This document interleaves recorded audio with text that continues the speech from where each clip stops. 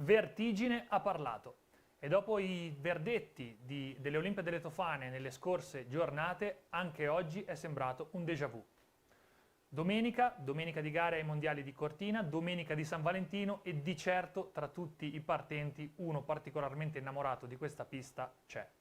Benvenuti a Casa Veneto, siamo qui nello streaming di Cortina, Studio Cortina 2021 e oggi si è celebrata la discesa libera maschile.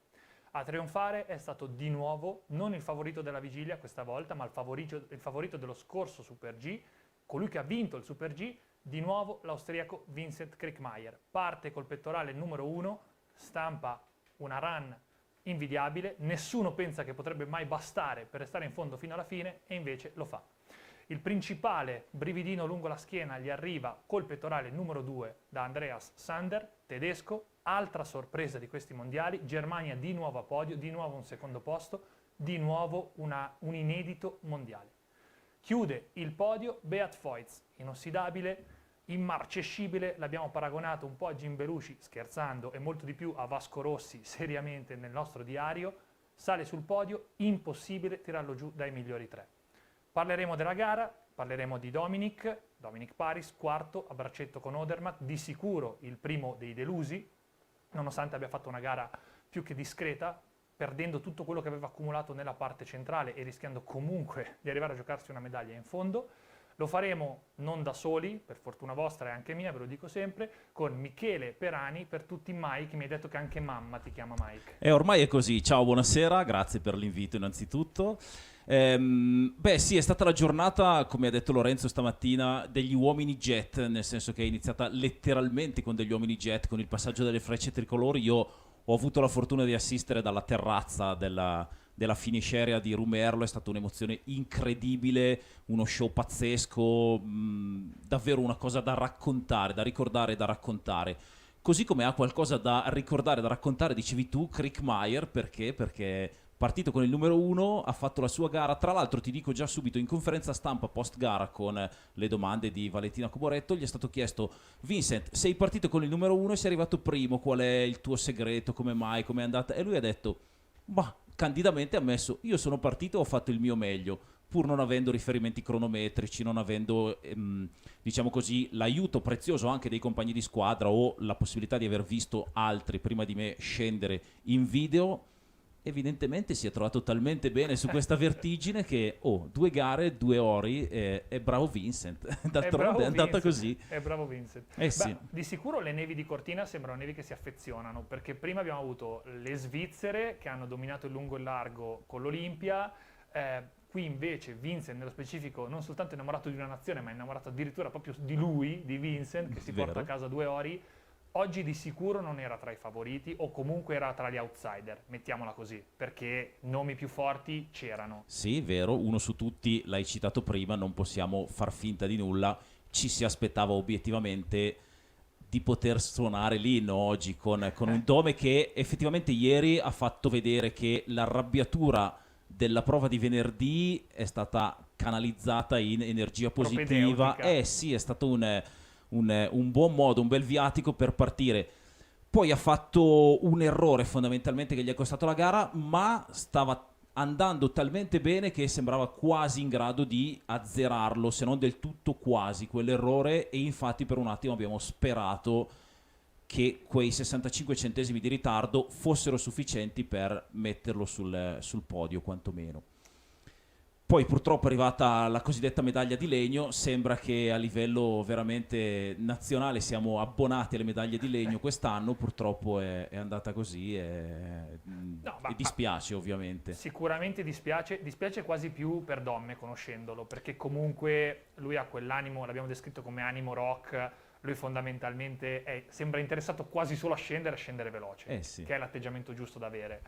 Guardando la gara, almeno io non sono un tecnico, tu eri a bordo pista, sicuramente ne sai più di me, è sembrata proprio di vedere una gara divisa proprio in 3 spezzoni, no? Abitualmente gli intertempi aiutano, no, a seguire, qui è stato proprio la palissiano, cioè Sì. I primi 2 intertempi un fuso vero, che fa un luce buco, verde. Tra il secondo e il terzo 1 secondo e mezzo prende da Kriechmayr sulla parte diciamo più tecnica per semplificare e ne recupera 80 centesimi ancora sotto. Sì, ti ripeto, sembrava a un certo punto talmente in galva, come si dice, per recuperare che... Come si dice? In galva, galvanizzato proprio. In galva. Sì, sì, sì. Sembrava in grado quasi di assorbire, se non completamente, almeno in parte, l'errore che di fatto poi, come abbiamo detto, gli è costato il podio. Come dici giustamente tu, gli intermedi segnano anche visivamente una gara. Lui ha fatto due luci verdi incredibili, impressionanti. Si è visto subito che aveva una gran voglia di fare. Molto probabilmente questa gran voglia di fare per un attimo, non dico gli sia sfuggita di mano, però purtroppo lo ha portato a quell'errore che l'abbiamo visto tutti, si è rivelato, ahimè, fatale purtroppo. Tu da bordo pista ovviamente c'hai un angolo che nessun altro c'ha, è una figata, sei un privilegiato e ce lo racconti Vero. anche da Dio, quindi Grazie. ben venga. Qual è stata la reazione che hai visto, non tanto in Domme, ma proprio nei primi tre? Perché Vincent arriva giù per primo, non può sapere di aver fatto una gara, cioè sa dentro di aver fatto una gara solida, ma non può sapere di aver fatto quel tipo di gara e quindi probabilmente non sa neanche lui se deve esultare oppure no. Arriva Sander che c'è proprio visto il frame, no? Guarda, vede un centesimo, dice, lo guarda, si indicano, quasi si mandano in giro, si mandano a quel Sì, paese, no? L'un vero. con l'altro. E poi dopo però passano uno dopo l'altro i favoriti e che lui non lo sposta. Cioè. Allora, secondo me, sai, la conferma di quanto fosse in bilico un po' la situazione, perché sai comunque una discesa così, che è un'incognita, una pista nuova, è stato detto più volte anche in fase di commento, ci poteva essere il rischio, se non di un underdog, comunque di una piccola sorpresa, mettiamola così. Io ti racconto un piccolo retroscena. In gara mi occupo di seguire quasi in tempo reale anche la parte social, do una spiata ai profili, principalmente ovviamente non degli atleti, ma magari le federazioni, le squadre. E credimi, fino alla fine nessuno si è sbilanciato nella federazione austriaca, nei tedeschi, negli svizzeri, quindi fino alla fine probabilmente c'era quella sensazione di ok, fino qui tutto bene, però aspettiamo ancora un attimo, che non si sa mai, perché comunque sai, Certo. come si dice, è un attimo che possa arrivare qualcuno a sparigliare un po' le carte.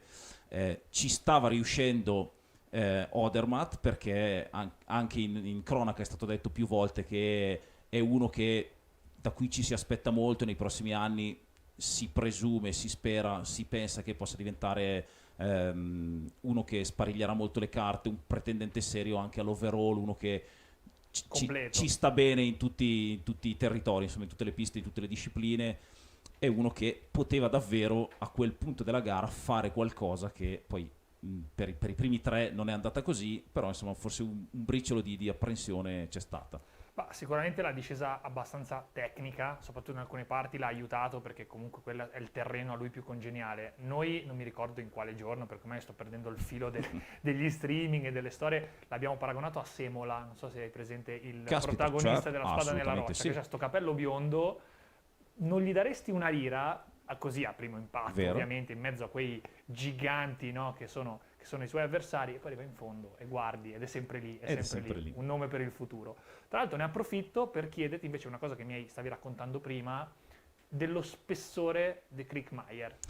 Cioè non spessore umano, ma quello ci sarà sicuramente. Quello ne avrà di sicuro. Diciamo che non sarò io a dirgli che non ha spessore umano, dovessi mai incontrarlo da vicino. Io ho avuto la fortuna di assistere alla cerimonia di premiazione da bordo palco questa mattina e credo di essere uno che comunque un briciolo di fisico ce l'ha. Sono abituato a seguire sport in cui di fisico ce n'è. Io sono un ex pallavolista, sono un commentatore della pallavolo, quindi ho più o meno a che fare con fisici, almeno nelle proporzioni, e Kriegmeier è gigantesco, cioè è spallato da morire, è alto, è ben piazzato, insomma, però devo dire menzione anche per Foyz, che è un po' più basso ma ha un quadricipite che fa provincia, cioè una roba delle gambe che io non ho mai visto da vicino una roba del genere. Noi siamo stati un po' ingenerosi, ma scherzando, paragonando il buon Beat Foyz a Jim Belushi in Blues Brothers, perché poi c'ha un ritmo pazzesco e trascinante, Sì. un po' più seriamente invece a parlare di lui in termini, diciamo, vasco-rossiani, di bollicine memoria, perché effettivamente lui, pista, non pista, adatta alle sue caratteristiche oppure no, pezzo tecnico oppure no, fin dei conti lui sul podio arriva sempre, anche oggi terzo. Io credo che questa sia un po' la caratteristica, quella che tanti definiscono il pedigree dei campioni, cioè innanzitutto il fatto di saper reggere un certo tipo di pressione negli appuntamenti che contano, il che francamente non è da tutti, nel senso che può anche essere che tu sia quello più atteso, se però poi non sai reggere la pressione del favorito per forza, questa pressione, questa tensione può anche giocare brutti scherzi. Se tu arrivi a quei livelli con così tanta continuità, evidentemente la pressione la sai gestire, oltre a essere uno che tecnicamente e atleticamente ci sa stare. E questa non è roba da tutti, francamente. Certo, e ultimo appunto diciamo sugli atleti di oggi ed è un appunto su Christoph Innerhofer, perché abbiamo paragonato la sua gara di giovedì a una piccola stecca, oggi sicuramente non ha steccato, ha fatto una buona gara, una discesa che si adatta anche alle sue caratteristiche, lui è molto forte sui punti tecnici, gli è mancato probabilmente il famoso centesimo per fare una lira, no? Perché gli sarebbe servito quel qualcosina in più per attaccare anche il podio, però ci è sembrato consistente. Le sue reazioni a bordo pista? Hai percepito qualcosa? L'hai visto contento? L'hai visto... Allora, l'abbiamo detto anche in cronaca, il body language degli atleti è cambiato molto dalla prova di venerdì a quella di ieri. Quindi quando un atleta al traguardo già lo vedi un po' più impostato come postura, un po' più sorridente, un po' più sciolto nel muoversi, vuol dire che è un po' più tranquillo rispetto a quello che ha fatto. Effettivamente ne abbiamo visti molti di più, un po' più confidenti rispetto alla loro prestazione. Chiaramente, come tutti gli atleti che partono per avere un ottimo risultato, se questo risultato non arriva a pieno, non può essere una soddisfazione completa.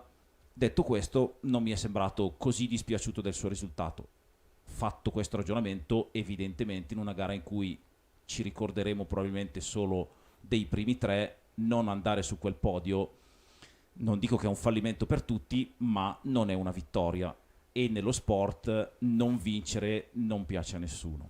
No, questo è anche vero che nelle 4 gare che il mondiale ci ha riservato finora abbiamo visto anche tante storie di atleti e atlete che di solito magari non hanno questo palcoscenico oppure con una top 10 arrivano esultanti perché comunque parliamo di una top 10 mondiale e per qualcuno quello è tantissimo. Chiaro, se hai il pedigree di un Innerhofer ovviamente per te è diverso. Certo.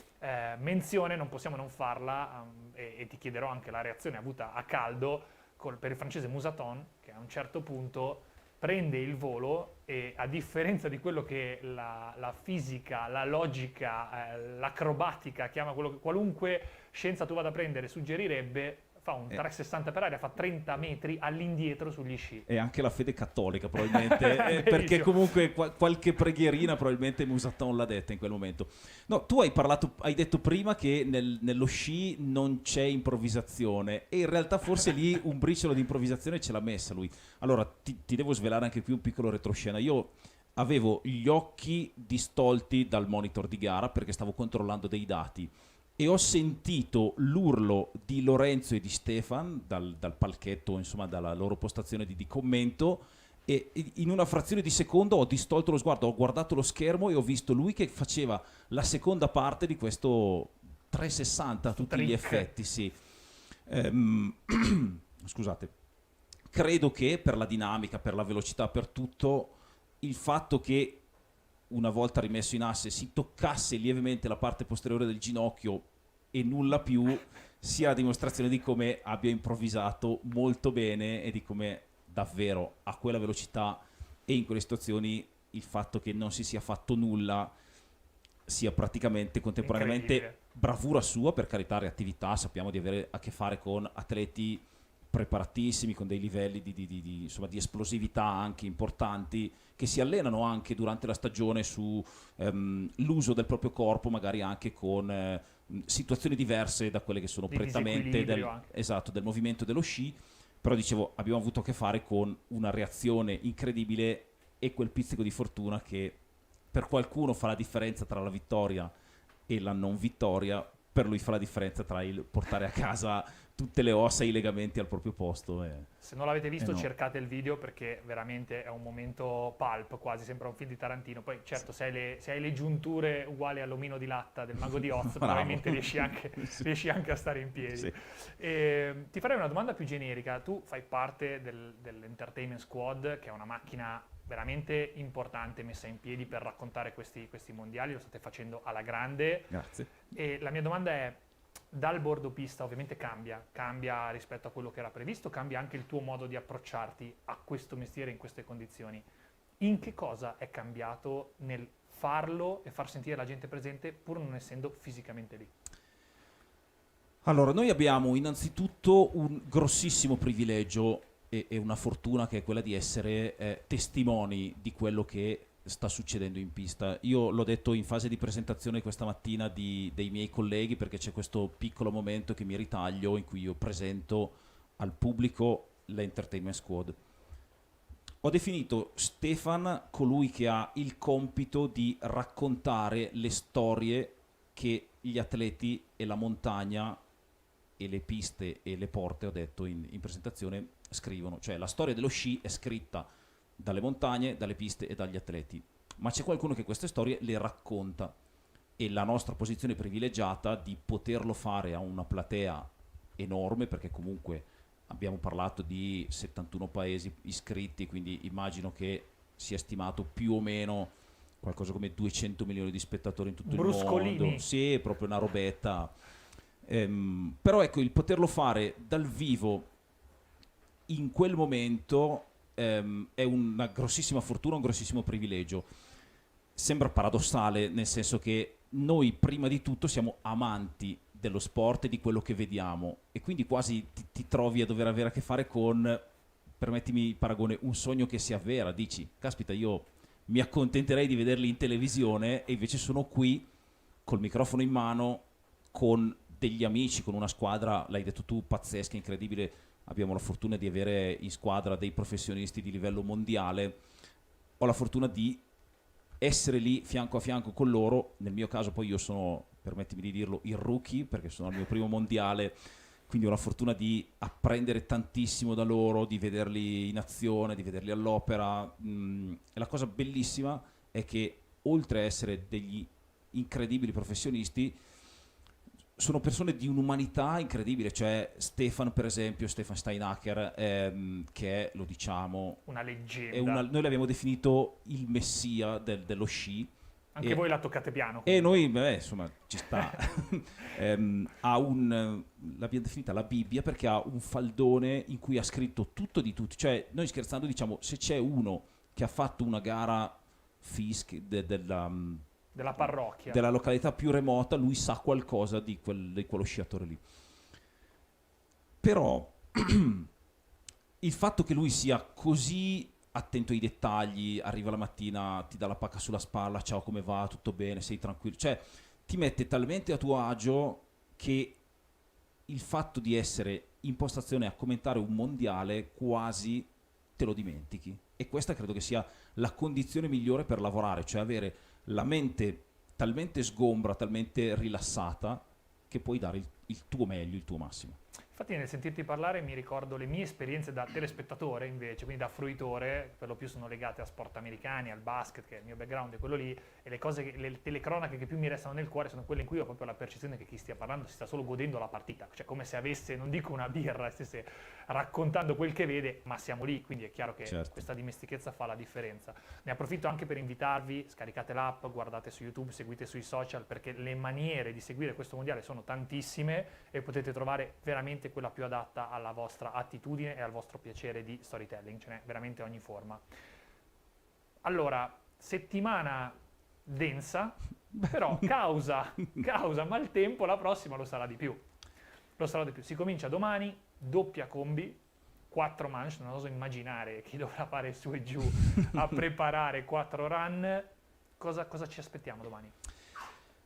Allora, innanzitutto, come dici tu, non siamo neanche a un quarto della manifestazione, quindi già, insomma, dall'idea di come i prossimi giorni saranno un bel frullatore per tutti.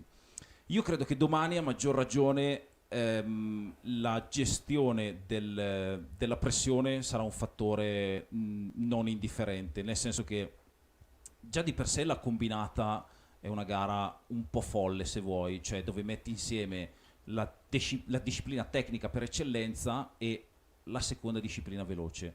Poi quest'anno non se ne sono mai effettuate in stagione, è un ulteriore punto interrogativo, c'è la novità delle piste, insomma In questo caso, a maggior ragione, credo che la gestione proprio della pressione sarà un fattore non indifferente. Dopodiché, come detto prima, nelle gare di sci, come in tante altre gare, il più forte vince. Quindi credo che a livello di valori tecnici e di valori che possono essere messi sulla neve, i più forti porteranno a casa il risultato. E per i più forti intendo probabilmente un paio che sul podio, seppur sul gradino più basso, ci sono già stati. Vabbè, non traduciamo o traduciamo. Beh, allora, Pinturo è favorito d'obbligo. sì, così come secondo me, poi noi abbiamo un curioso gioco interno, oltre a partecipare al FIS Predictor, abbiamo un gioco di previsioni nostre interne. Da tutti Michaela Schifrin è data come una delle probabili, quantomeno delle protagoniste, mettiamola così. Vista in gran forma e con un atteggiamento veramente di libertà. L'ho rivista in Super G e effettivamente lascia ben... E quando parlavamo di pedigree del campione, lì credo che quando l'hanno distribuito lei abbia fatto 3 o 4 giri nella fila per prenderne. Poi sì. permettimi di dire anche una cosa che riempie il cuore, perché di recente abbiamo parlato con lei, racconteremo la sua storia, effettivamente rivederla col sorriso, una campionessa di questa dimensione e di questo livello di umanità, perché Certo. chiunque ci abbia a che fare confermerà che è assolutamente tra le più umane e trasparenti, è un piacere. Ieri però è stato qui Silvano Varrettoni, che se ci sta guardando mi deve una pizza, perché ha dato 3 indizi, 3 consigli, scommetti su questi 3 e non ne ha preso né uno né 2 e il terzo Quasi. un pochino. Quindi su chi scommetto domani? Maschi e femmine, voglio il podio. Allora, dunque, l'oro te l'ho già detto. Ok, Alexi. Per quanto mi riguarda Alexi e la Michaela. Per quanto riguarda le ragazze, secondo me quella che scherzosamente qualcuno chiama la Petrona, cioè Petravlova, qualcosina di buono potrebbe fare. E francamente Se non vuoi dire la terza per scaramanzia, non voglio dire la la stiamo terza pensando tutti. bravo, non voglio dire la terza per scaramanzia, mettiamola così. Sui ragazzi sai che faccio fatica a pescare perché A me piace Zubcic. Zubo è uno che può fare tanto, poi piace molto come stile, uno che Aggressivo, sì, non guarda in faccia a nessuno. e probabilmente l'abbiamo citato prima, Odermatt è uno che insomma la sua potrebbe farlo, l'abbiamo detto, un gran polivalente, uno che insomma può fare bene. Direi che potrebbe essere uno. Allora, non metto le banconote pesanti, ma qualcosina vado e seguo il tuo. Va bene, consiglio. in caso la pizza te la offro pure io se Va bene. dovessi. Se no, conto Varrettoni e siamo Ah, tranquilli. ok, facciamo segnare. Sì. Va bene, anche chiunque sia Cortina, conto Varrettoni, penso sia aperto in ogni bar, in ogni ristorante. E vorrei farti un'ultima domanda che non c'entra nulla con questi Benissimo, mi mondiali. sono sempre piaciute le domande che non c'entrano nulla. Anche ai miei professori poi dopo, Okay. però il risultato non era tra i più sperati, perché qui raccontiamo anche tante storie, abbiamo avuto la fortuna prima di questi mondiali di sederci con tanti atleti, farci raccontare la loro storia che poi trasformiamo in un racconto. La prossima che parte, proprio dopo questo nostro intervento, è quella di Svindal.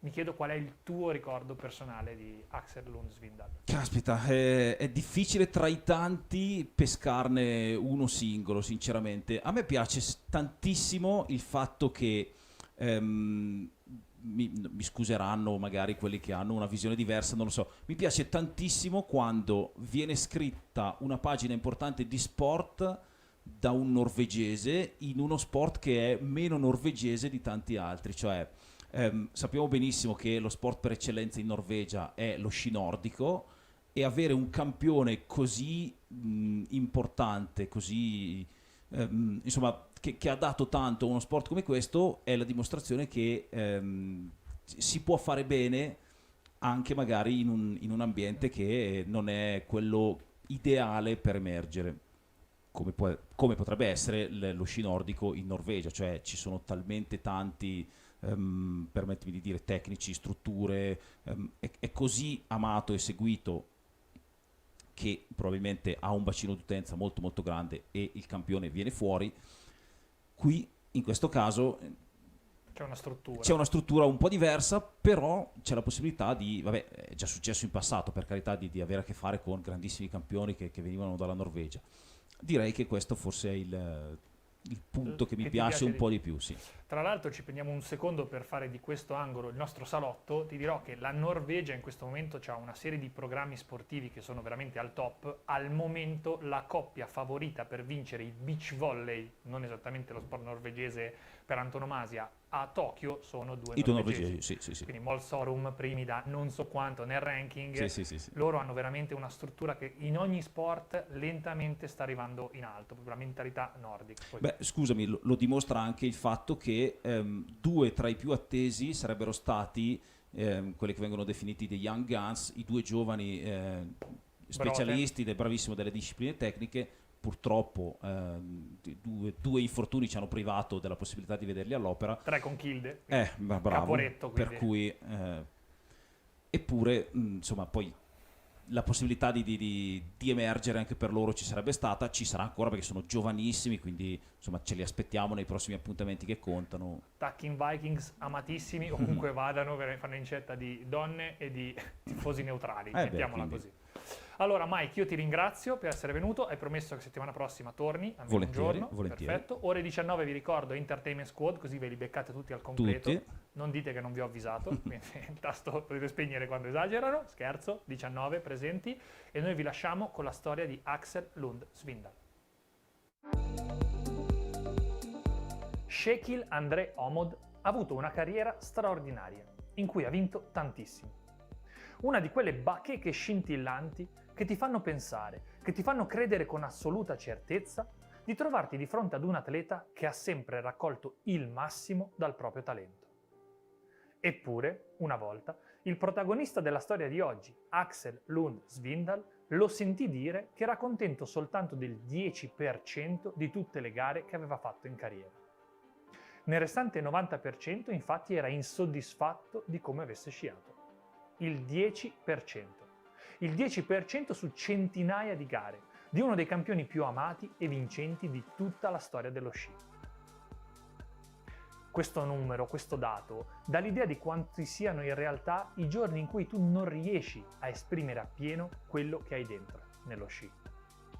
Infortuni, fatica, viaggi, gli imprevisti. È come se tutto, contemporaneamente, decidesse di sfidarti. E tu, sciatore, ti ritrovi costretto a vivere sulla montagna russa dei tuoi perché e dei tuoi come, durante il corso dell'intera stagione. Quando guardi dentro a un viaggio unico, come quello di Svindal e come quello di Omod, quando giri lo sguardo e osservi la traiettoria che hanno disegnato i loro passi, beh, è facile pensare che tutto fosse in realtà già scritto. È molto semplice cadere nel tranello di credere che i risultati, quei risultati altisonanti, fossero soltanto un'inevitabile conseguenza. Uno li guarda e dice, beh, con quel talento lì è normale, no?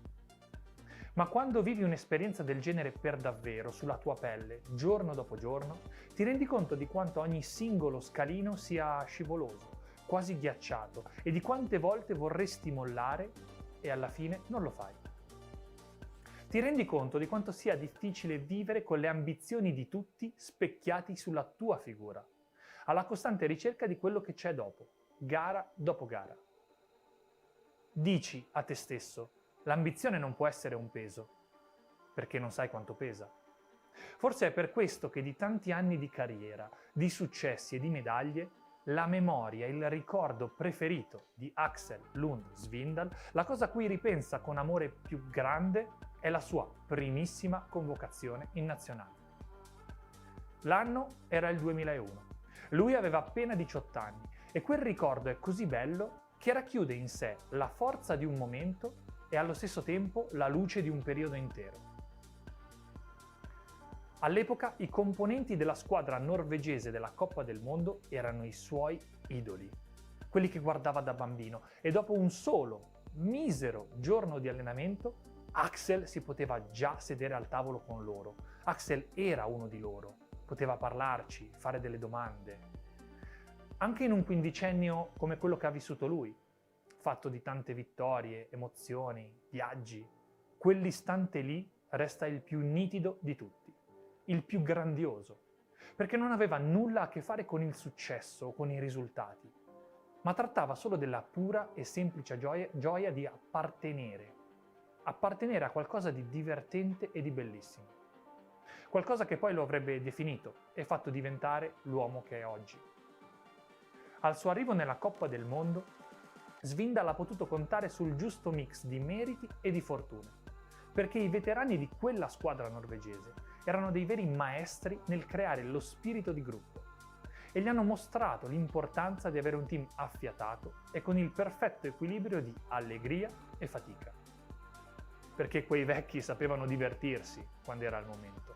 E il divertimento serve, perché ci sono weekend, gare, appuntamenti internazionali in cui la pressione è talmente pesante che solo un attimo di pura leggerezza la può frantumare. Sono stati proprio loro, i veterani, a mostrare a Svindal con i fatti che nello sport la cosa più importante di tutte è essere sinceri, perché nel circuito questo è il solo modo di vivere una vita completamente felice. Se tu provi a mostrare un carattere diverso da quello che hai per davvero agli altri, che siano essi i compagni, il pubblico o la stampa, prima o poi sbagli e ti consumi. Sbagli perché le bugie sono molto più complicate da ricordare della verità, soprattutto nello sci. Passare il tempo all'interno del circuito è come vivere in un'academy che non finisce mai. Una sfida in cui devi dimostrare quello che sai fare ogni singola volta che agganci gli scarponi. E quando il giorno finisce, arriva la sera e metti le gambe sotto al tavolo, non puoi non riconoscere in chi ti sta di fronte oppure a fianco uno stesso identico sforzo. Tutti vivono le stesse esperienze. Così nasce il rispetto, che poi ti porti anche in pista. Nello sci non puoi dire le bugie perché durante la gara sei nudo. Anzi, sei il solo ad essere nudo mentre tutti gli altri sono vestiti. Perché tu sfrecci a 130 km/h e quando passi il traguardo, nei 2 secondi che ti servono per frenare, fermarti e toglierti la mascherina, sei la sola persona al mondo a non sapere il tuo risultato. Lo sanno già i compagni, lo sanno gli avversari, gli spettatori, lo sanno i commentatori della TV, lo sanno tutti prima di te. Ed è quando la verità ti arriva addosso, sotto forma di lucina rossa oppure lucina verde, che tutti vedranno se sei un buon perdente o un cattivo perdente, un buon vincente oppure no. Sei nudo, non ti puoi nascondere mai. Questo rende unico lo sci. Questo ha reso il viaggio di Axel indimenticabile eppure dolcissimo, a dispetto degli infortuni, delle difficoltà e dei giorni in cui semplicemente non riusciva a non pensare che tutto sarebbe andato di merda. Ma quando sei sincero, i conti alla fine tornano sempre, perché la sola persona con cui dovrai mai discutere sei tu e niente potrà mai valere a sufficienza da dire a te stesso una bugia, anche quando gli altri ci hanno creduto e pensano che sia una verità. Axel Lund Svindal si è ritirato con una bacheca impressionante e lo ha fatto solo quando era certo di volerlo fare, quando aveva consumato anche l'ultimo 1% di voglia di restare nel circuito, consapevole che qualunque strada percorrerà mai nella sua vita non potrà mai più essere il campione olimpico o il migliore al mondo in qualche cosa. Quello che ti porti via dallo sport, dice, va ben oltre il palmarès e le emozioni della pista. Va oltre il 10% o poco più di giorni in cui hai sciato come un dio. Quello che ti porti via dallo sport è irripetibile ed è la somma di tutte le esperienze che vivi, che sono talmente reali e uniche da formare un dono e da diventare poi esperienza di vita. Qualunque cosa deciderà di fare, in bocca al lupo, Axel.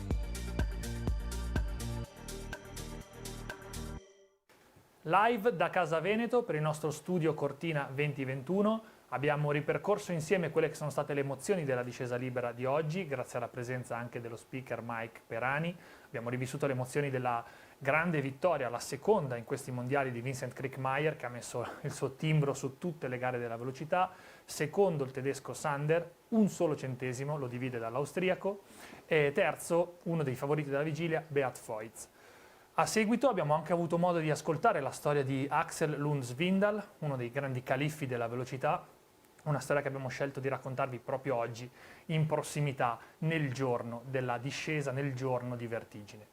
Ora però andiamo alla ricerca di un altro angolo della narrativa, abbiamo imparato a raccontarvi Casa Veneto come un angolo delle storie, perché effettivamente dietro la montagna, dietro i mondiali ci sono tantissime storie da raccontare che permettono anche di capire a 360 gradi quello che è il mondo della montagna. Quindi non lo faremo, per fortuna vostra e anche mia, da soli, ma in compagnia di due graditi ospiti, che sono Anton Seber, presidente del gruppo Leitner, e Andy Varallo, presidente di Dolomiti Superski. Benvenuti. Benvenuti, grazie. Buonasera. Allora, io sono particolarmente contento di avervi qua, perché solo bevendo un caffè prima sono usciti tanti di quei temi che non so veramente da dove cominciare. Si è parlato di sostenibilità, di speranza, del significato di quello che stiamo vivendo. Quindi, Anton, partirei da te, proprio su questa parola che abbiamo trattato, che è uscita spontaneamente anche soltanto bevendo un caffè. Si parla di sostenibilità e di futuro. Che cosa rappresenta per il vostro gruppo in questo momento? Ma credo che limitare sostenibilità, proteggere l'ambiente è molto, molto limitato. Credo che sia anche importante come concetto di sostenibilità ricordare che sostenibilità è un concetto di lungo termine. E in questo caso, diciamo, i mondiali diventano una speranza per i nostri figli, ma anche per noi stessi, che ci sia anche un dopo Covid, e sicuramente verrà un dopo Covid, e diciamo tutte queste difficoltà verranno superate. E credo che questo momento sia estremamente importante. Quello che sono riusciti a combinare qui a Cortina non era semplice, ma era soprattutto molto difficile. E soprattutto credo proprio con Andy qui e Superski e gli impianti sciistici, gli impianti sciistici sono ovviamente estremamente importanti per le nostre valli, danno un futuro ai nostri ragazzi, ma nello stesso momento gli impianti e questa possibilità di andare a sciare, a conoscere la natura, a fare qualche cosa all'aperto, solo così impari a amare la natura.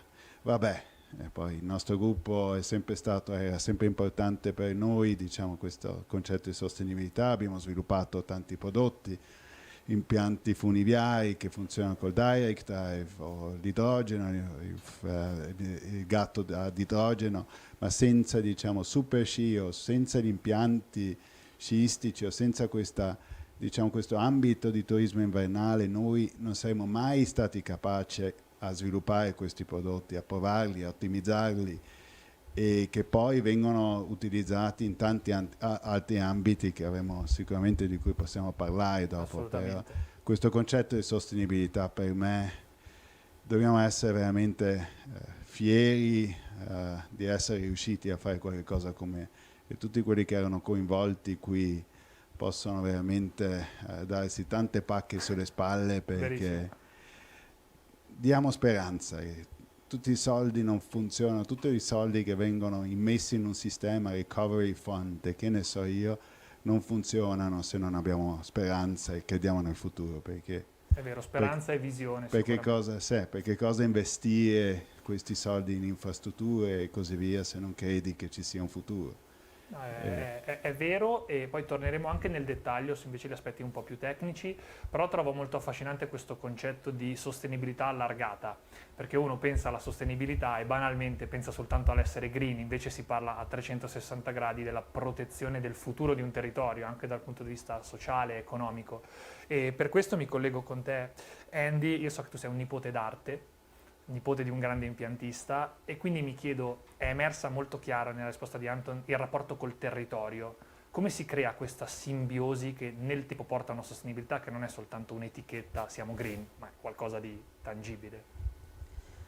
Devo dire che l'azienda Leitner ci ha accompagnati dal primo giorno in cui abbiamo portato i nostri clienti a monte dei nostri colli, delle nostre montagne.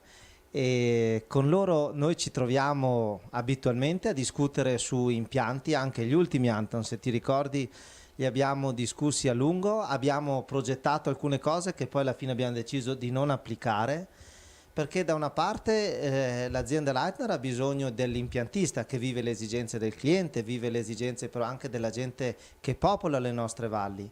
e dall'altra loro invece hanno il know-how, la ricerca e sviluppo e la capacità industriale di trasformare una nostra idea, una nostra esigenza in pratica.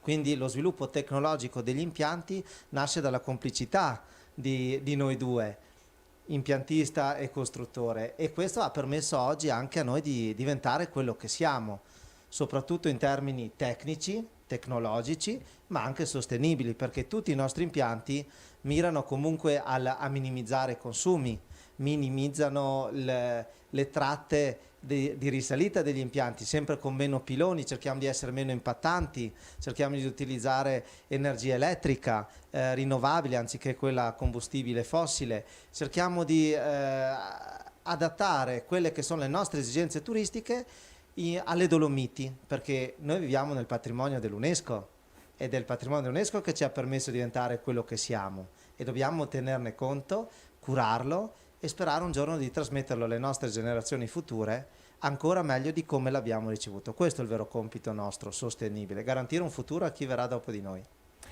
Andy, nella tua risposta c'è stato un momento che mi ha particolarmente colpito, cioè quando hai raccontato di aver discusso delle innovazioni, poi si sceglie volta per volta che cosa ha più senso e che cosa no. E questo mi porta a chiederti, l'innovazione, noi la vediamo questa grande parola, no? Che è sempre per forza una locomotiva che tira dritto. In realtà per innovare bisogna fare delle scelte ponderate, bisogna ragionare, è un dialogo che si ha con l'innovazione. Qual è il vostro dialogo con l'innovazione? Il dialogo che abbiamo con Leitner, ad esempio, è dato soprattutto dalla capacità di capire sugli impianti di risalita, ad esempio, se esistono sistemi migliori che garantiscono, ad esempio, più sicurezza per chi trasportiamo, per i bambini soprattutto, perché noi vogliamo avere tanti bambini sui nostri comprensori, sono i clienti del futuro. Quindi guai se loro si disaffezionino o se loro iniziano a praticare sport indoor. No, venite a sciare, certo. Imparate e un giorno porterete voi le vostre famiglie. E poi sulla parte impiantistica, tipo il gatto idrogeno, è stato a mio avviso un gesto di lungimiranza da parte di Leitner, perché in un anno di Covid investire in ricerca e sviluppo e dare a loro questo compito alla tua fabbrica di produrre questo impianto, questa macchina così avanzata, ma nelle componentistiche, perché ho avuto modo io di capire in profondità questo progetto e devo dire che questa macchina è sì una rivoluzione in termini di alimentazione, ma loro hanno rimesso in gioco tutto, le componentistiche, questa la prendo, questa la trascurerò in futuro dall'altra parte, questo devo alleggerirlo, questo pezzo devo spostarlo più in avanti, quindi è uno studio anche per le macchine che adesso utilizziamo per migliorarle ancora di più. Quindi fantastico e sono contento che la ricerca e sviluppo anche nell'anno del Covid non sia mancata nell'azienda Leitner. Veramente un cambio di paradigma. Adesso mi hai messo un sacco di curiosità e voglio chiedere come nasce quest'idea, non troppo nel tecnico, sennò io non lo capisco, però sono curioso di capire come nasce quest'idea. Prima di tutto avete capito che abbiamo chiamiamolo partner estremamente esigente, Okay. che ci spinge oltre i limiti, ma credo che sia proprio questo innovare. E innovazione io lo paragono spesso ad avere figli, perché è veramente buttare qualunque tipo, tante risorse, soldi, problemi a bizzeffa, soluzioni che devono essere ricercate, perché ovviamente non funziona bene subito e poi meno male che abbiamo un partner come Andy o Super Sci in generale che poi ci guarda e ci dice vabbè ragazzi fatelo funzionare questa cosa, e ovviamente poi siamo lì a dover trovare delle soluzioni, ma per noi è sempre così, dobbiamo trovare la soluzione, ed è questo, immaginati proprio dove l'applicazione invernale è un'applicazione estrema, sia di impianti, freddo, gatto delle neve ancora peggio, vanno per esempio qui sono andati 35 ore senza fermarsi su e giù per la pista spingendo neve, tonnellate di neve, centinaia di tonnellate di neve ogni volta, ed è proprio questa applicazione estrema che poi ci permette di fare questo passo. Per esempio gli impianti funiviari adesso che si trovano sempre più spesso nell'urbano, E ricordiamoci, parliamo sempre di mobilità elettrica, tutti che parlano di mobilità elettrica, qui un impianto funerario hai un motore solo che fa funzionare, che fa girare centinaia di cabine, ciascuna da 10 persone, per cui arriviamo a 3.500 persone che vengono trasportate con un motore solo, con un motore unico, che poi è stato, numeri pazzeschi. che poi è stato sviluppato questo motore per diventare modulare, che può essere che ha un'alta affidabilità, arriviamo al 99%, oltre il 99% di affidabilità, poi può anche essere usato per trasporto urbano, dove funziona 18 ore al giorno. E questo motore di innovazione che deriva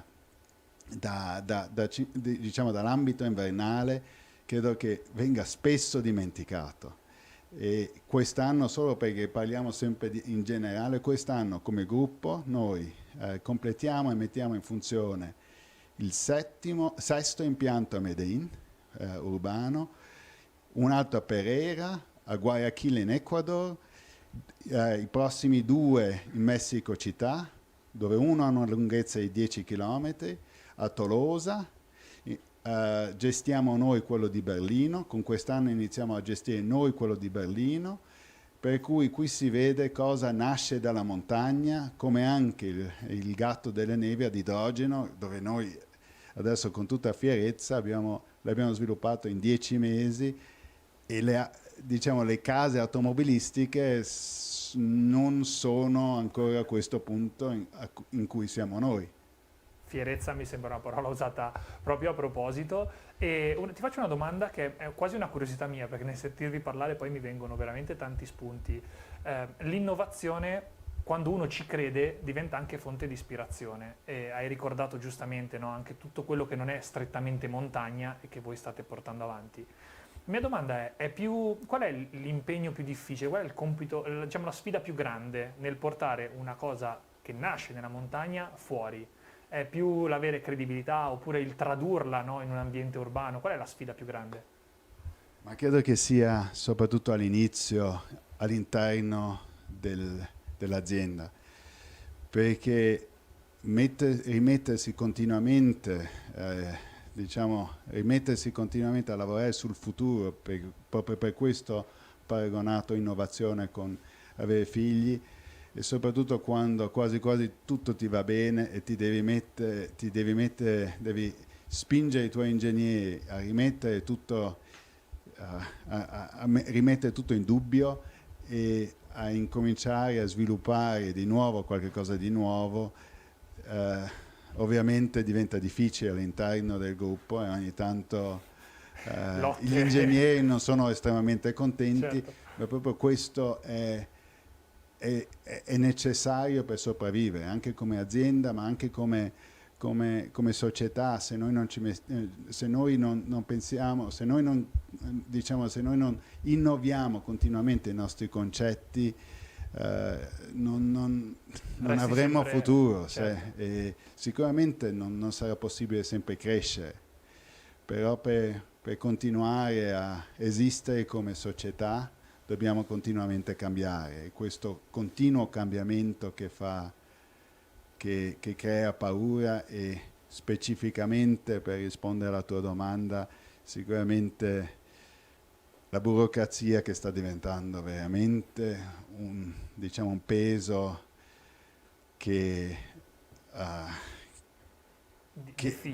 crea tante difficoltà a credere ancora nel futuro e volere ancora fare qualche cosa, e credo che spesso ormai la burocrazia sta diventando anche un motivo per non fare le cose. Nel sentirti parlare è una cosa, a me fa impazzire parlare con chi fa azienda, con chi fa, diciamo, ha come il futuro come proprio benchmark, perché secondo me nascondono delle storie molto importanti. Nel sentirti parlare mi è venuta in mente, io ho la fortuna di parlare sempre con tanti atleti, e c'è stato un atleta dello sci, che era Bode Miller, che mi ha detto: nello sport se non stai migliorando vuol dire che stai peggiorando, perché gli altri stanno migliorando di sicuro. E quindi lo trovo molto, molto calzante. E nello studiare, perché ho cercato un po' di studiare ovviamente, mi sono imbattuto proprio sul tema di innovazione, su una cosa che mi ha lasciato talmente stupito che voglio chiedere proprio come funziona, cioè la digitalizzazione anche nel campo dell'innevamento programmato. È una roba che mi sembrano due mondi così distanti, invece Andy, com'è che fanno a convivere? Come interagiscono? Ma la digitalizzazione è fondamentale per più aspetti. Da una parte, con la digitalizzazione cosa abbiamo fatto? Abbiamo applicato delle tecnologie sensoriali su ogni tipo di macchina, cannone da neve, sia essa una lancia o una macchina a ventola, e questo ci permette ad esempio oggi di definire in maniera puntuale il momento in cui i cannoni devono sparare neve, il momento in cui devono smettere di sparare neve, perché noi sappiamo in base ai dati storici, grazie alla digitalizzazione, sappiamo esattamente quanti metri cubi di neve ogni singolo cannone deve produrre sulla sezione di pista che deve coprire. La stessa macchina posta su due sezioni differenti produce neve differente perché ha differenti esigenze, differenti pendii, la luce, il vento, cambia totalmente. La pista è come una sezione dolomitica delle rocce, insomma, ha più età, e così anche la pista da sci, e questo ci permette a noi però di imparare tanto dagli anni precedenti, ma soprattutto di diventare efficienti, perché la digitalizzazione ci dà da una parte i dati che rimangono in casa e sono know-how, dall'altra efficienza, perché nel momento in cui l'innevatore deve discutere ad esempio col gattista del lavoro del giorno seguente o della notte seguente, loro non parlano più di opinioni, parlano su dati, fatti, e questo è fondamentale perché il discorso dura molto meno e c'è solo una soluzione.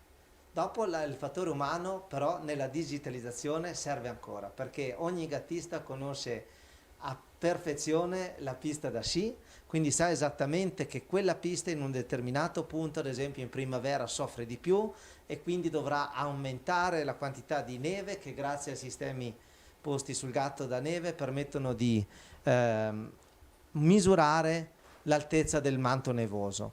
Quindi ci sono tante cose in ballo, tanti dati che entrano, ma ci devono essere anche ancora le interpretazioni umane che per fortuna servono ancora. E io penso che questa digitalizzazione ci permette poi anche i passaggi generazionali futuri tra le squadre operatrici, perché nuovamente dati che rimangono in casa, dati che possono essere letti, aperti a tutti, e in breve tempo bisogna fare il passaggio di consegne alla prossima persona che deve quindi accollarsi determinate responsabilità.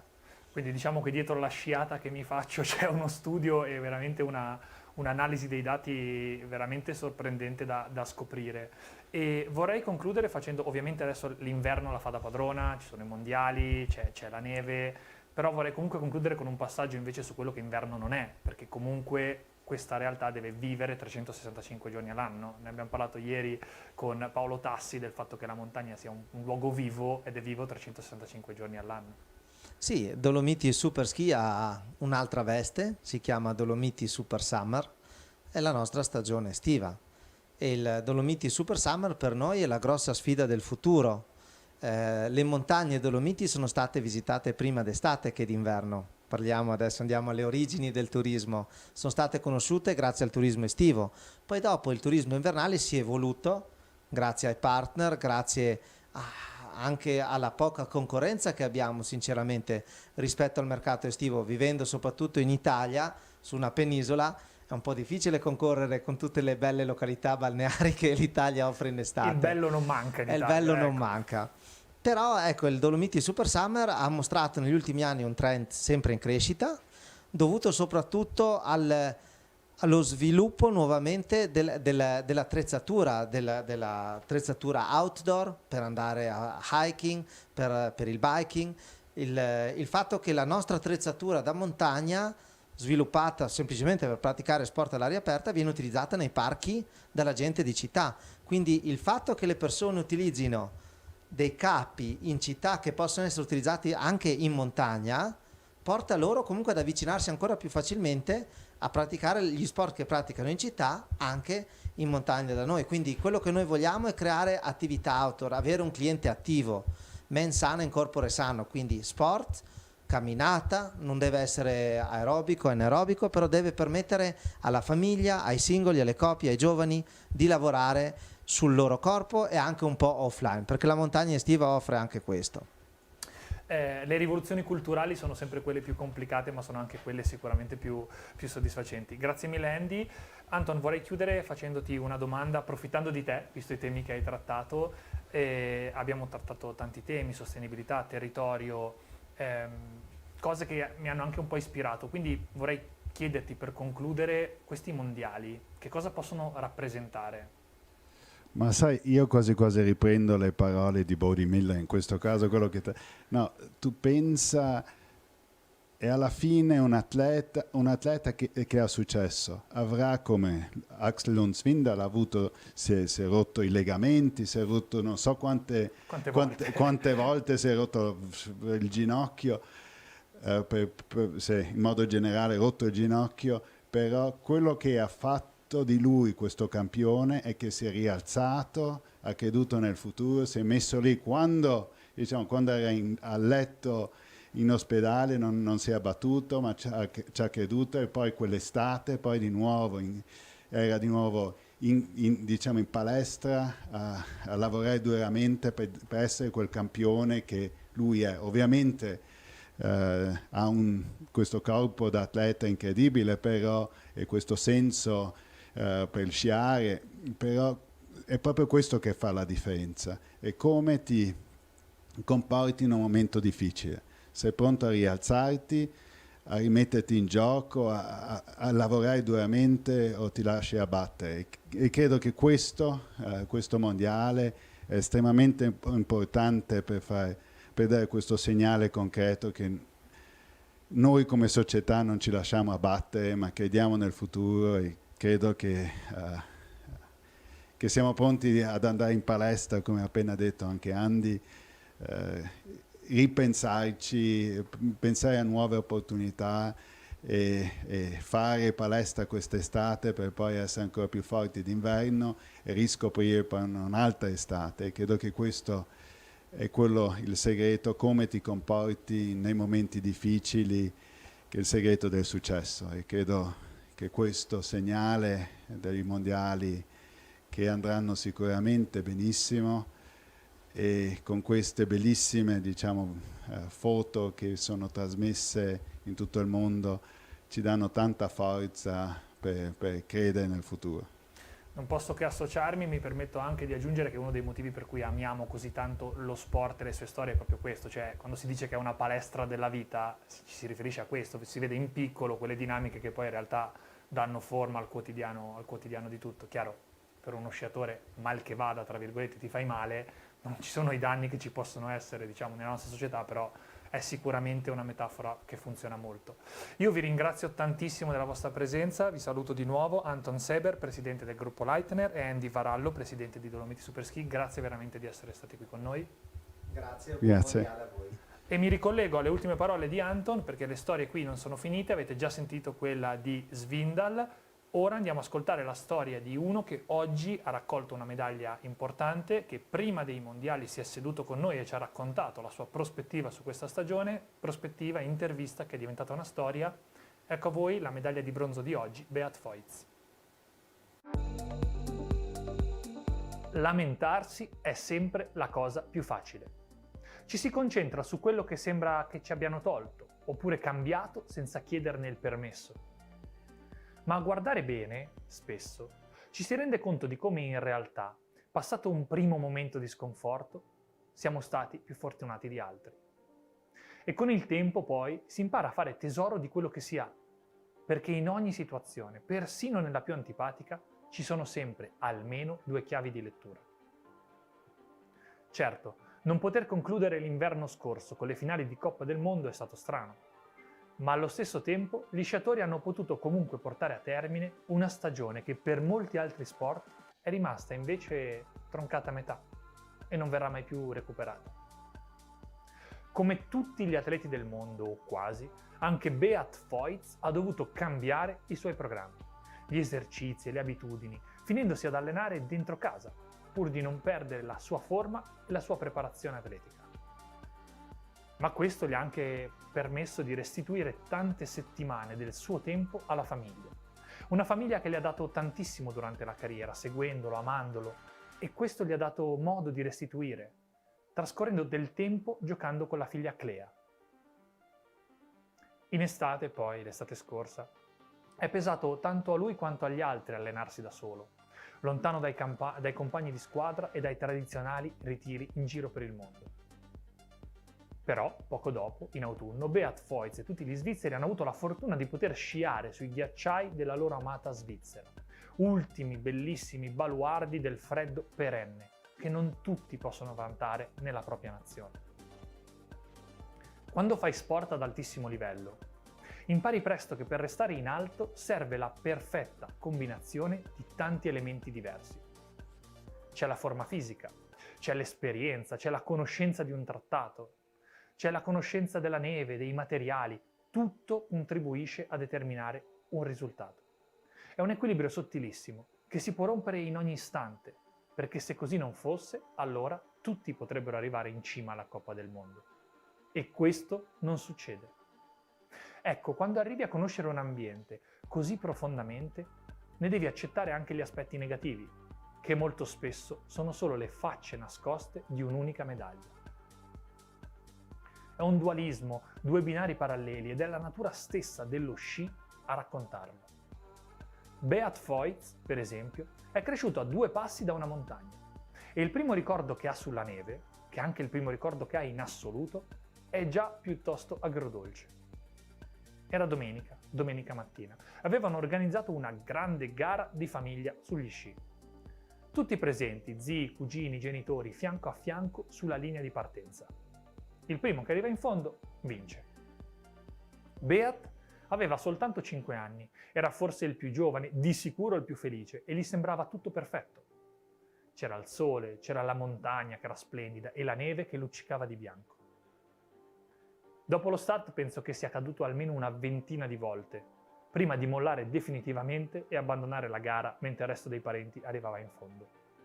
Era così arrabbiato che si è quasi dimenticato del bello che lo circondava. Tutto sparito.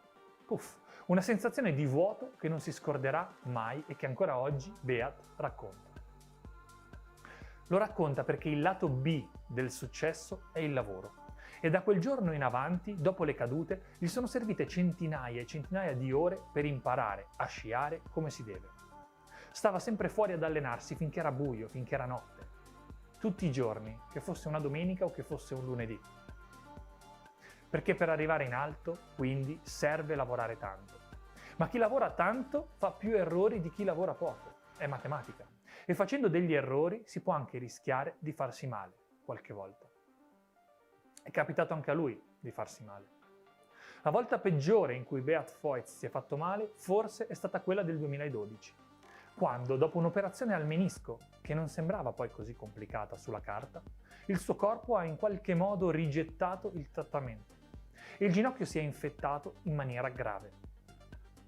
È stata una fatica dalla quale ne è uscito poco alla volta, grazie all'amore e al supporto della sua famiglia, al baluardo per ogni sciatore. La famiglia, gli amici, la compagna, ma quello resta per lui uno dei momenti più bui in assoluto.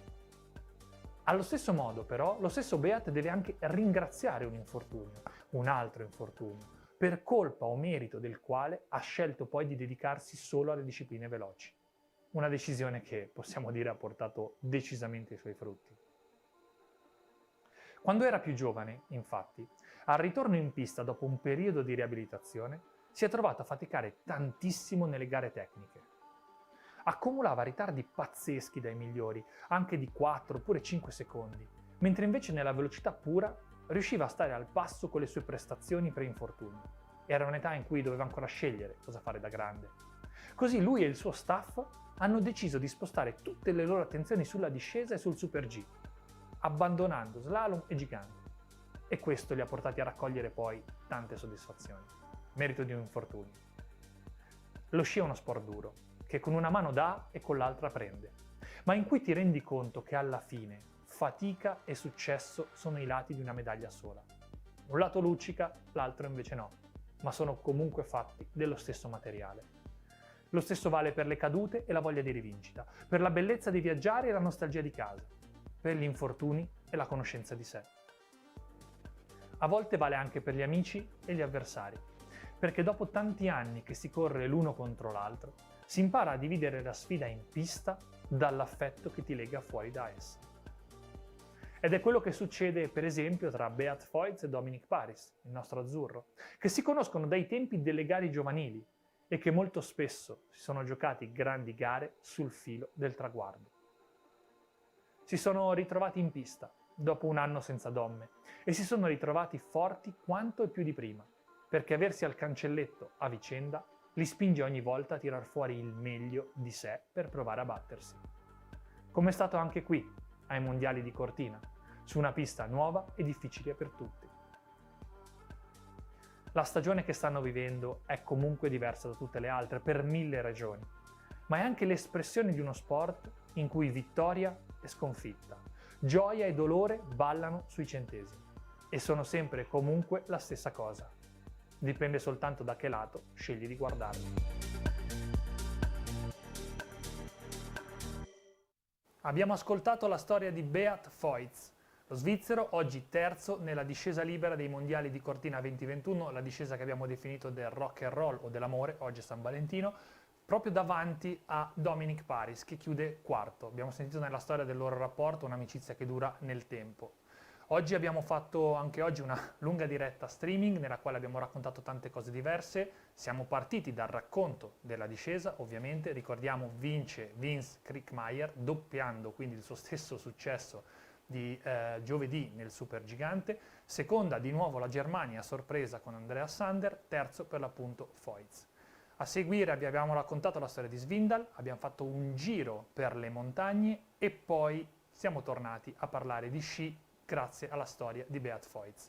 Sono contento che non fosse l'ultimo ospite, sono molto contento perché questo ci permette di fare un ulteriore viaggio in quello che è il mondo della montagna, di conoscerne un altro aspetto, un aspetto forse il più rilevante di quello che stiamo vivendo qui ai Mondiali di Cortina 2021 ed è l'eredità culturale che questi mondiali lasceranno a tutta la comunità. Non lo facciamo da soli, lo facciamo in compagnia di Stefania Berbenni, giornalista professionista, capo per la comunicazione del progetto Cortina del commissario del ministro. Benvenuta. Benvenuta a voi, grazie. Allora Stefania, entriamo subito nel vivo. Ho detto la cosa forse più importante perché per me veramente lo è. Eventi di questa portata sono eventi che lasciano non soltanto negli occhi le immagini degli atleti, le medaglie, le grandi strutture, no, che servono per metterli in piedi, ma lasciano anche un'eredità culturale. Che cosa possono lasciare a livello culturale questi mondiali? Allora, dunque, questo è proprio il domandone che ci siamo fatti anche noi della comunicazione. Abbiamo fatto un coordinamento della comunicazione e abbiamo capito che oltre allo sport c'era dell'altro. Naturalmente lo sport è il centro di queste 2 settimane, come è ovvio e giusto che sia. Però c'è altro, perché qui a Cortina, prima di arrivare alla data della prima gara, purtroppo rimandata, c'è stato un lavoro di anni che ha dovuto misurarsi con dei criteri, con dei valori, a cominciare dalla sostenibilità, dal lascito fisico alla comunità e ai giovani, dalla proiezione verso un futuro e nel caso purtroppo anche del momento pandemico anche del non arrendersi. Quindi ci siamo posti il problema, per esempio lo spot del Dipartimento per lo Sport è stato proprio centrato su questo, cioè con rispetto, dignità, è l'Italia che vince quando fa sistema e quando non si arrende. Questo era il messaggio da dare, che è stato poi coniugato anche dagli altri soggetti, da Fondazione, dal Sindaco, da Zaia, insomma, perché questo era il messaggio importante da far capire che non c'era solo lo sport, che ribadisco è il centro, ma che lo sport diventa anche un messaggio, cioè la scusa per far arrivare altri messaggi.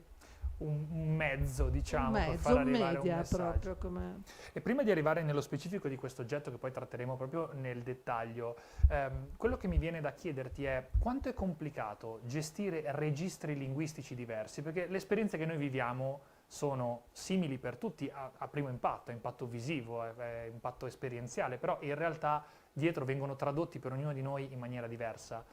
Qui è stato pensato un percorso con un registro adatto esattamente ai bambini e non è semplice gestire 2 registri diversi. Allora, sì, allora la premessa è molto importante. Si era pensato che questi mondiali fossero anche l'occasione per veicolare un'immagine di Cortina che non è quella di vacanze di Natale, dei Vanzina, delle signore impellicciate con il cagnolino sotto braccio, e anche diciamo di tutta la dismisura che purtroppo si è notata nei decenni passati.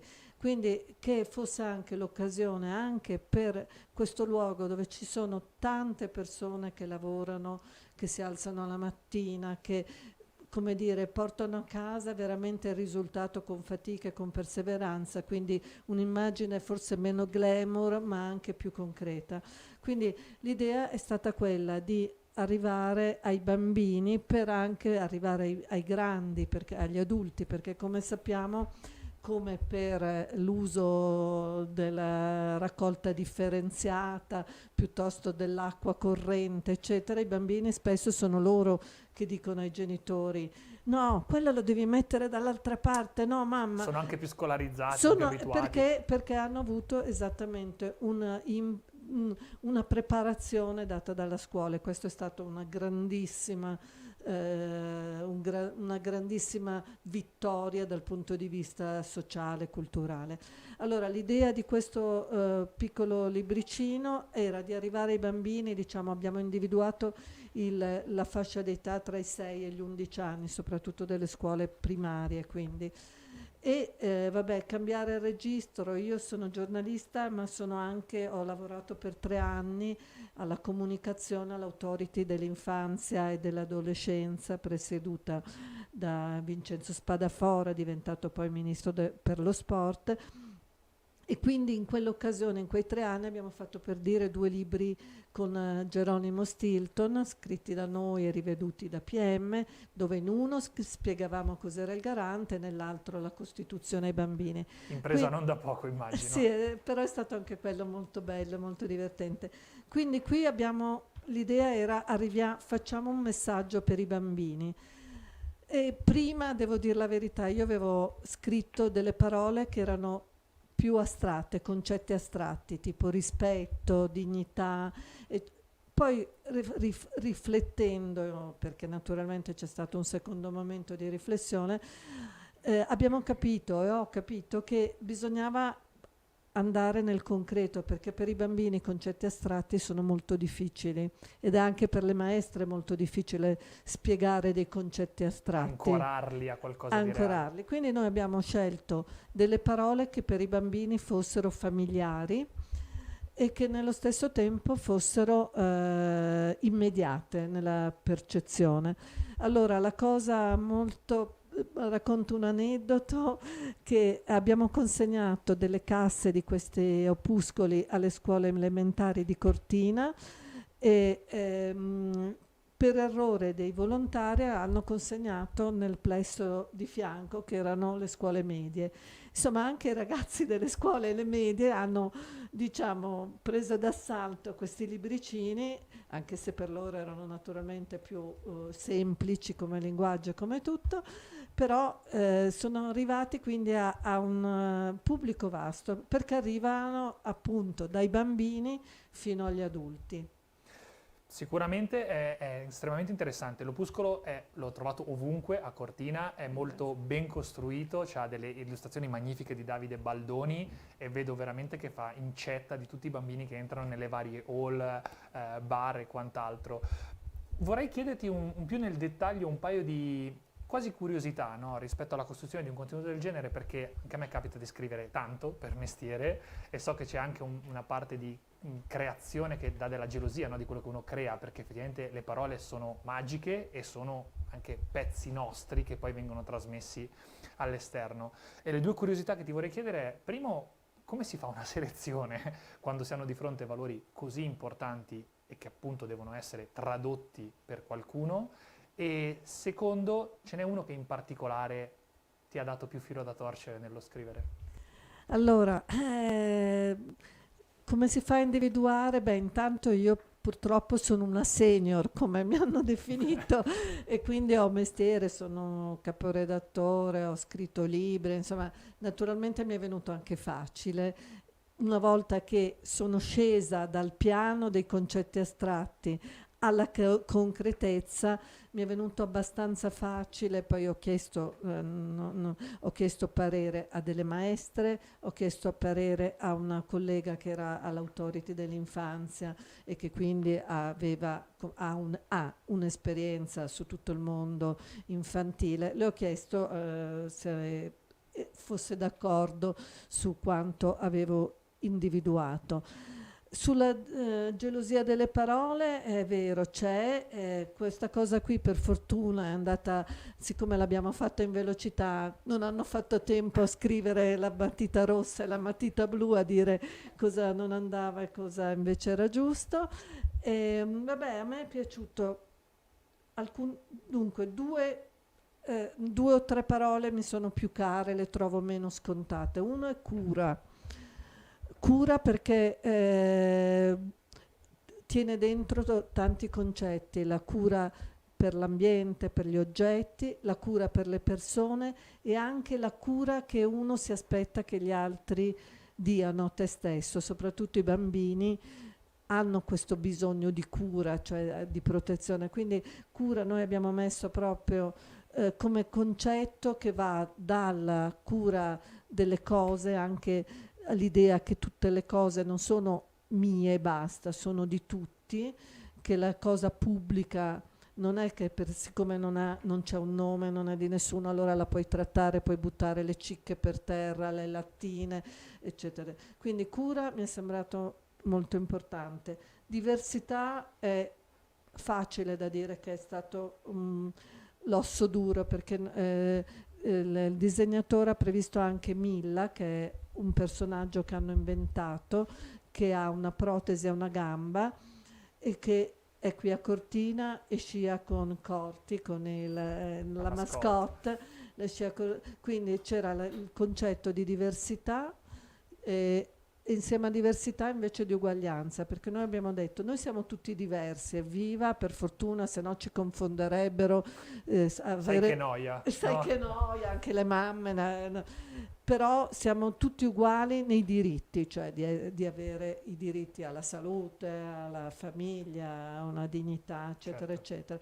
Ma siamo tutti diversi e lì qui ed è la cosa che mi è sembrata più bella anche da dire, non c'è solo la diversità dei singoli individui, dei singoli bambini, ma anche la diversità degli alberi.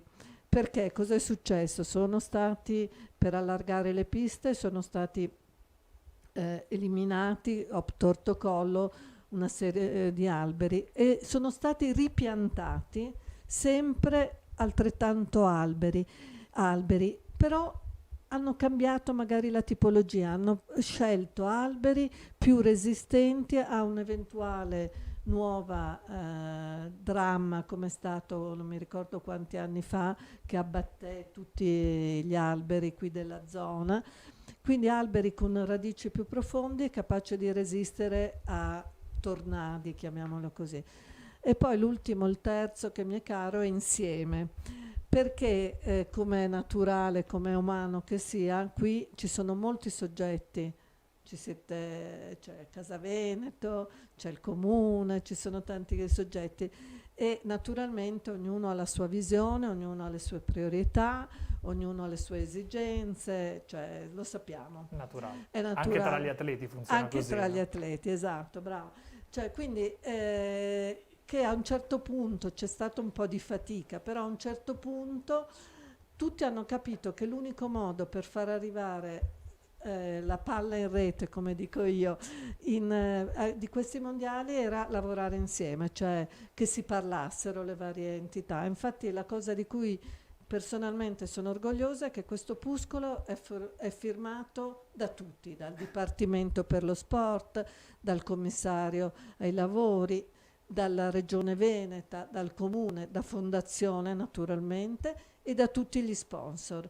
Per cui diceva prima Alessandro qui di Casa Veneto, stanno andando via volando perché anche gli sponsor li stanno prendendo, perché per loro, anche per loro è un momento di gratificazione. Cioè noi l'abbiamo pensato perché fosse uno strumento valoriale, di far passare dei valori ai bambini e attraverso i bambini invece poi si è rivelato anche uno strumento prezioso per tutti i soggetti. Ma anche perché i partner si riflettono ovviamente in questa scelta valoriale che è assolutamente insindacabile e scritta anche bene, se posso dire. Sei partigiano. Sono partigiano. Stefania, io ti ringrazio di essere stata qui con noi, di averci aiutato a chiudere questa giornata di streaming parlando di un tema estremamente rilevante, estremamente interessante, che è l'eredità culturale che questi mondiali lasceranno sul territorio e nella popolazione. Sicuramente oggi le gare sono il tema forte, il piatto forte, ma nel domani ci dovrà essere ancora molto di più, quindi ti ringrazio personalmente anche di essere venuta con noi. Grazie a te. Allora, noi siamo arrivati alla fine della nostra lunga giornata di streaming, abbiamo parlato di gare, abbiamo parlato di montagna, abbiamo parlato di registri linguistici. Domani si torna in pista. Domani si torna in pista, è sicuramente in questo momento nella stretta attualità la cosa che più catalizza le nostre attenzioni. Doppia combinata, maschile e femminile, domani programma fittissimo, 4 manche in meno di 7-8 ore, adesso non so di preciso, ma siamo su questi livelli, quindi naso all'insù, occhio agli smartphone, scaricate l'app, guardateci su YouTube, seguiteci sui social perché domani è una giornatona. Con questo vi saluto, vi ringrazio, vi do appuntamento a domani, ore 17:10.